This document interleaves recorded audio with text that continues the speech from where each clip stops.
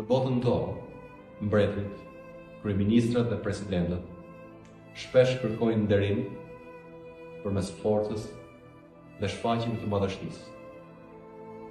Por Jezusi, shkrimi na thotë se hyri në qytetin e Jeruzalemit mbi një gomarë të përulur, duke përmbushur një profeci të lashtë.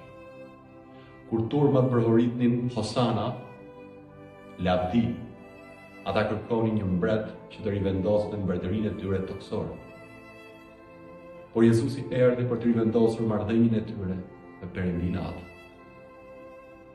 Ta mirëpresim atë si mbret, do të thotë, të ftojmë në çdo hapësirë të jetës sonë, jo vetëm në hapësirat publike, ku dukemi përpara të tjerëve, por edhe në hapësirat private, ku fshehim betejën dhe turpin tonë.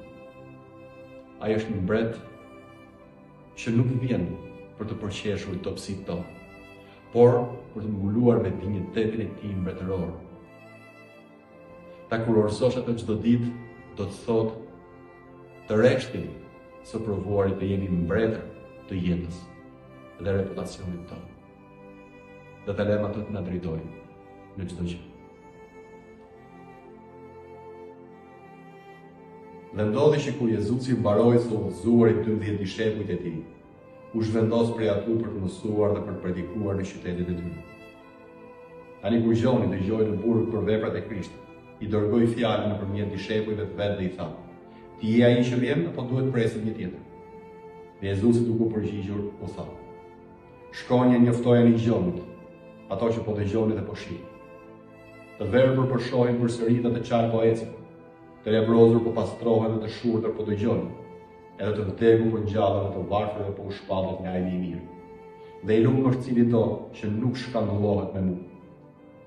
Tani, ndërsa këta shkuan, Jezusi filloi të thoshte turmave për Gjonin: "Çfarë dolet për të vështruar në shketi? Një kallam që nuk mundet nga era? Po çfarë dolet për të parë? Një njeri që ishte veshur me rroba të buta? Ja ata që veshin rroba të buta janë në shtëpitë e mbretit? Po pse dolet për të parë një profet? Po ju them edhe më tepër se një profet. Ky është ai për të cilin është shkruar: Ja unë po dërgoj lajmëtarin tim para fytyrës sate, i cili do të përgatisë udhën tënde përpara teje.